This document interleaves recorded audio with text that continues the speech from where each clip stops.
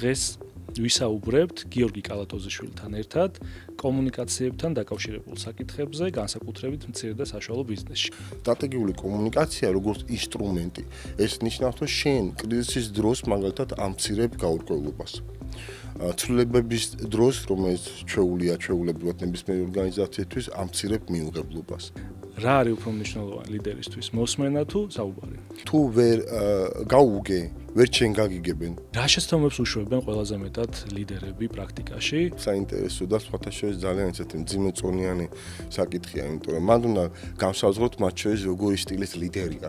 როგორია კარგი უკავშირი? უკავშირი არის არსებული პუნქტიდან სასურველ პუნქტში მისვლის შესაძლებლობა.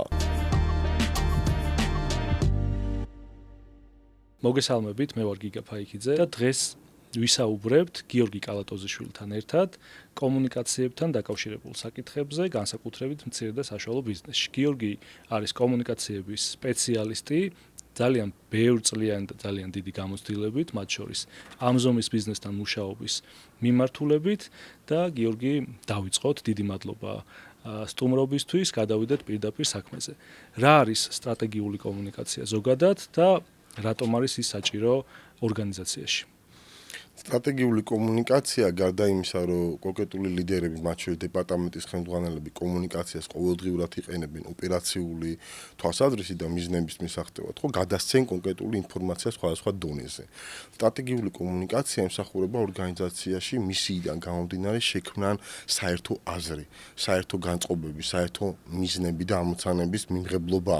და ძალიან მნიშვნელოვანია, რომ ხა მცირე საშუალო ბიზნესისთვის და მათ შორის რა თქმა უნდა მსხვილი ორგანიზაციებისთვისაც სტრატეგიული კომუნიკაცია როგორც ინსტრუმენტი, ეს ნიშნავს, რომ შენ კრიზისის დროს მაგალითად ამცირებ გაურკვევლობას.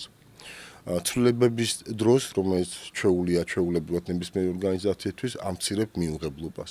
ხო, ჩვეულებრივ მომენტში კი შენ ზრდი ლოიალობას. ეს არის ინსტრუმენტალური გამოყენება იმისა, რასაც ნებისმიერი ლიდერი უნდა აკეთებდეს კომუნიკაციის დროს. მით უმეტეს, რომ თვითონ კომუნიკაცია როგორც სიტყვა რო ავიღოთ, ხო, სიტყვასიტყვით ნიშნავს გახადო რაღაცა საერთო.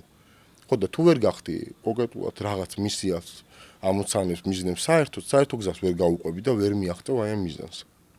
მადლობა, საინტერესოა. ჩემი პირადი გამოცდილებიდანაც გიდასტურებ, რომ ეს თემები ძალიან აქტუალური არის განსაკუთრებით მცირე და საშუალო ბიზნესში, რადგან გამოცდილება ამ კუთხით არის საკმაოდ მწირი ქვეყანაში. ზოგადად ლიდერისთვის რა უნარები არის მნიშვნელოვანი? განსაკუთრებით თანამედროვე ლიდერისთვის, როცა ბევრი რაღაც იცვლება, ხო, ჩვენს გარშემო და ლიდერობაც უნდა გაყვეს ამ პროცესებს და კიდევ ცოტა უფრო მეტად რომ დავაკონკრეტოთ, რა არის უფრო მნიშვნელოვანი ლიდერისთვის, მოსმენა თუ საუბარი? ძალიან მნიშვნელოვანი კითხვა, იმიტომ რომ სტივენ კოვის იმას მოუშველიებ, ხო, ციტატას, რომელიც ამშვენებს მის წიგნებს, მათ შორის, რომ თუ ვერ გაუგე ვერ ჩენ გაგიგებენ. ესე იგი პირველ რიგში უნდა გაუგო, მათ შორის მოსმენის დონე განავითარო და მოусმინო ადამიანს, რომელთანაც გინდა ელაპარაკო. მოусმინო გულისყურით. როგორ აღიქვალ შენს კონკრეტულ სიტყვებს, რა მრწამსი აქვს, რა ღირებულებები აქვს, რა განწყობები აქვს. აი აქედან გამომდინარე უკვე სართულ შეიძლება კომუნიკაციის დაალაგება. იმიტომ ამის გარეშე ძალიან გავს ნებისმიერი კომუნიკაცია დანაღმულ ნიადაგზე ბრმად სიარულს. ბრმად სიარულს ხა ჩვენ ვიცით, ხო, თვითონ ეს ასოციაცია და მეტაფორაც იმათ ნიშნავს, რომ სადღაც აფეთქდები. ამიტომ ეს თუ არ მოხდეს, ბუნებრივია, მაგიტომაც ვარ დაჯილდოებული. ხო, ორი ყური გვაქვს, ორი თვალი გვაქვს, იმისთვის უფრო მეტი დავინახოთ, უფრო მეტი გავიგოთ, გვაქვს ერთი პირი. იმისთვის რომ მე წერტილოვნად, სწორი კომუნიკაციის მეშვეობით მივახტიოთ ჩვენ მიზანს. ამიტომ ეს ორი უნარი არის ძალიან მნიშვნელოვანი.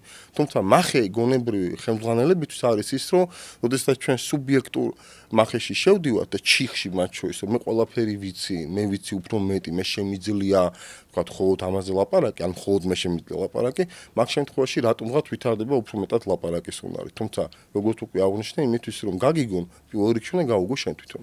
ამ ცდუნებას ალბათ კიდევ უფრო აძლიერებს პოზიციიდან საუბარი.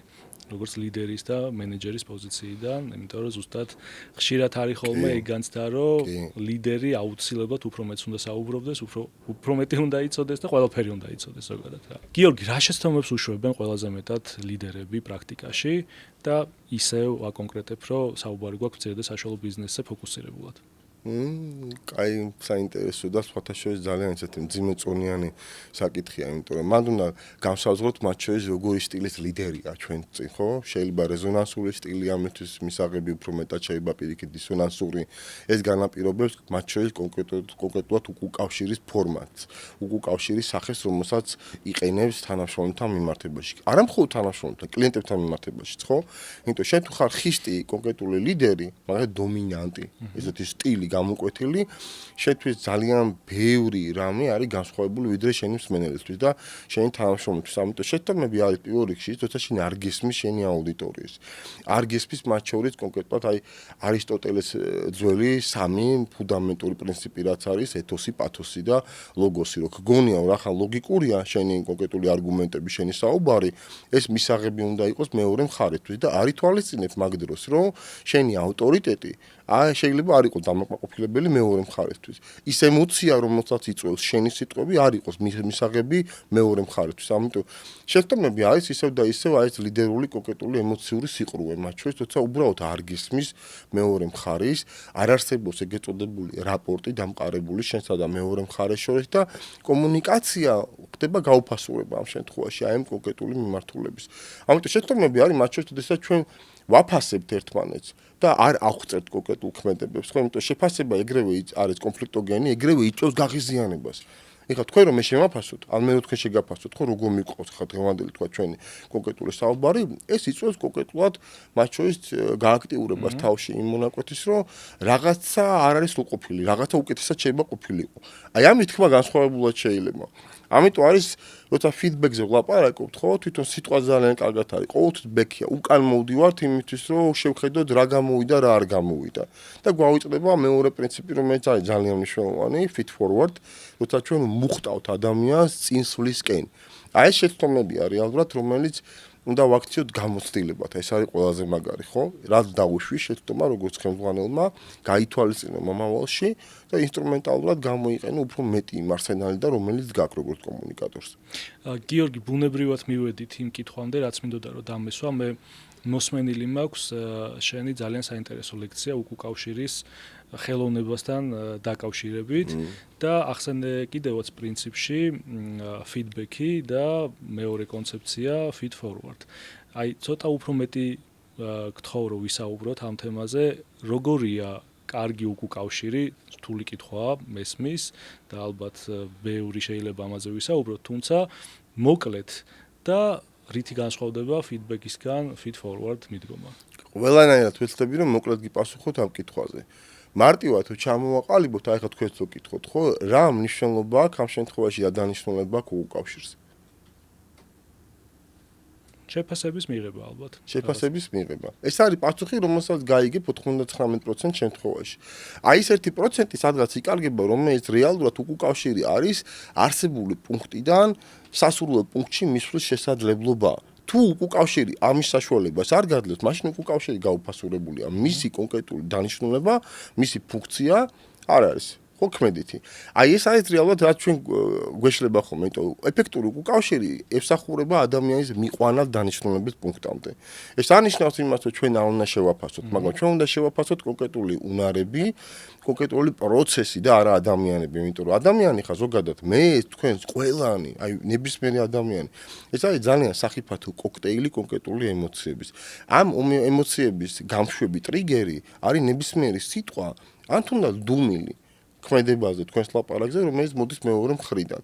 ამიტომ ეს უნდა გავითვალისწინოთ, რომ უკავშირის ფორმა არის განსაზღვრელი. უკავშირია თავისთავად მათ შორის თუ ხელმძღვანელი თანამშრომელს სამსახურიდან უშვებს. ესეც უკავშირია. ეს არის პასუხი მის ქმედებაზე, ან მოქმედობაზე. მაგრამ ესე არ ვითარდება. არც ის ადამიანი თანამშრომელი და არც ორგანიზაცია. ამიტომ აქ ყველაზე მნიშვნელოვანი არის, რომ თვითონ უკავშირი მაშინ ხდება ეფექტური და კარგი, როდესაც ორგანიზაციაში არის ძალიან ძლიერი ხარისხობრივად გულისხმობ ფსიქოლოგიური უსაფრთხოება. აი ეს გარემო, რომელშიც ადამიანს აქვს სურვილი მოქცეს უკავშირი და რომელშიც აქვს მიმღებლობა მიიღოს უკავშირი. შენი ერთ-ერთი ესეთი ყველაზე ძლიერი მხარე, მე რამდენადაც ვიცი, არის კრიზისების მართვის მიმართულებით სპეციალიზაცია და კონფლიქტების დარეგულირების მიმართულება ასევე. მინდა კითხო ისევ მცირე და საშუალო ბიზნესის კონტექსტში ეს რა თემებია ზოგადად, რამდენად მნიშვნელოვანია ამის მართვა და ზოგადად ორგანიზაციაში ცვლილებების პროცესში იქნება ეს პოზიტიური თუ ნეგატიური, რა ტიპის ტექნიკები არსებობს და როგორ შეიძლება ესე მარტივად გადავცეთ ჩვენს მაყურებელს, როგორ უნდა განახორციელონ ამ ტიპის კომუნიკაცია. მე ძალიან დიდი მადლობა რომ ახსენე ეს, იმიტომ რომ ეს არის ჩემი ერთ-ერთი უსაყვარლესი კონკრეტული მიმართულება და თემა, რომელსაც დავუთმე ალბათ მთელი ჩემი ცხოვრება უკვე, იმიტომ რომ 20 წელი ამას ვაკეთებ და ბელფორტი ვიტყვი გამომივა ცოტათი, მაგრამ იმის მიხედვით კი არ შეაფასოთო, რამდენი გამარჯვება მაქვს, არამედ რამდენი მარცხი მაქვს რეალურად, ხო? და ეს უნდა შევაფასოთ კომპანიების რაოდენობიდან გამომდინარე, რომელიც გიჯერებს, თქვათ, როგორ უნდა გამოიყენოს კრიზისის დროს კომუნიკაცია. ჩემი გამოცდილებით და ეს გამოცდილება ითვლის რამდენიმე 1000 კომპანიას საქართველოს მასშტაბით და სომხეთის და აზერბაიჯანის, რომელთანაც გვიმუშავია, კრიზისის მართვის გეგმა დაახლოებით 1%-ს აქვს. დაახლოებით და ეს არის სულ მცირე და საშუალო ბიზნესი. შესაბამისად, თუ ჩვენ ვამბობთ, რომ კრიზისის მართვის გეგმა არ არის, ესე იგი კომუნიკაციის გეგმაც არ იქნება. ეს არის ძალიან მნიშვნელოვანი ფაქტორი, რომელიც უნდა გავითვალისწინოთ. რა არის მაინც კრიზისის დროს კომუნიკაცია? უნდა გავითვალისწინოთ, თუ კრიზისის დროს იცვლება სამხმარებლო ქცევა, განწყობები, როგორც შიდა აუდიტორიაში, ისე გარე ვისაც ველაპარაკებით. ამიტომ იგივეინით ვერ დაელაპარაკები, გამორიცხულია, ხო? უნდა გესმოდეს, რომ აქცენტები სხვანაირად უნდა დასვა და რა არის ამ შემთხვევაში პრიორიტეტული შენი სამიზნე ჯგუფებისთვის, როგორც შიდა, ისე გარე ჯგუფისთვის, იმიტომ რომ ამაზე დაყრდნობით შენ მერე უკვე ქმნი message box, შენ უკვე ქმნი საკომუნიკაციო გზავნილებს, რომელიც ძალიან მნიშვნელოვანია, ასრულებდეს თავის ფუნქციას და მოვალეობას. ხშირ შემთხვევაში ეს უნდა ანეიტრალებდეს კონკრეტულად ნეგატიურ განწყობებს, ხშირ შემთხვევაში უნდა აზრდიდეს ლოიალობის დონეს ორგანიზაციაში და კლიენტებში, ხო, ამიტომაც ვითვლით ჩვენი NPS-ი რა არის და ENPS-ი რა არის, თქვა შიდა შემთხვევაში. და კომუნიკაცია თუ ლაპარაკობთ, ისევ და ისევ არის ფიქრობთ, რომ გაუბივა თქვა საფსაკითხს, მაგრამ თუ გარემო არ ვარგა მაშინ კომუნიკაციას აზრი არ აქვს და რატომ? იმიტომ ჩვენ გვესმის და ვიცით რომ ურთიერთობა ყოველთვის ეწყობა და იგება ორ დონეზე. ერთი არის შინაარსი და მეორე არის დამოკიდებულების. თუ დამოკიდებულება არ ვარგა, აი ყველაფერი დანარჩენს აზრი არ აქვს. ამიტომ პირველ რიგში უნდა გამოსწორდეს დამოკიდებულება ორგანიზაციაში და აი ეს არის ძალიან მნიშვნელოვანი, რომ კრიზისის მართვის დონეებიდან გამომდინარე, დამოკიდებულება ცხადია კრიზისის დროს და კრიზისის შემდეგ ვერ ააშენებ. პირიქით ის შენდება მანამდე. იმიტომ რომ ეს ახდენს პრევენციას კრიზისის, ხო? რა თუ უფრო კეთილგანწყობილია შენი თანამშრომელი, ნებისმიერ შენ გზავნილს უფრო ადვილად მიიღებს. აი ეს არის აქსიომატური პრინციპი ნებისმიერი მმართველისთვის ბიზნესის, რომ ავაგოთ კარგი ურთიერთობები, იმისთვის რომ მისაღები და გახდეს შენი გზავნილი და მიმღებლობა და ამ შემთხვევაში წინააღმდეგობა შემცირდეს. მით უმეტეს კრიზისის დროს, სადაც კონკრეტულად უნდა იყოს ყველაფერი გასაგები, სწრაფად და ადვილად. ძალიან დიდი მადლობა გიორგი ესეთი საინტერესო პასუხებისთვის. ეხა რო გისმენდი, დავრწმუნდი კიდე უფრო მეტად, რომ ეს ერთი ვიდეო ალბათ ძალიან ცოტა არის იმისთვის, რომ ჩვენ ეს თემები ამოვწუროთ და შენის ნებართვით დავაანონსებ, რომ კიდევ უფრო ჩაღრმავებულად კონკრეტულ საკითხებზე ვისაუბროთ კომუნიკაციასთან დაკავშირებით, რადგან ეს ძალიან მნიშვნელოვანია განვითარების იმ ეტაპზე მყოფი ბიზნესებისთვის განსაკუთრებით, სადაც არიან მცირე და საშუალო ბიზნესები ზოგადად და მათ შორის საქართველოში. მოგწერეთ თქვენთვის საინტერესო საკითხები კომუნიკაციასთან დაკავშირებით და ჩვენ ვეცდებით, რომ გიორგისთან ერთად ისევ უპასუხოთ ამ თემებს.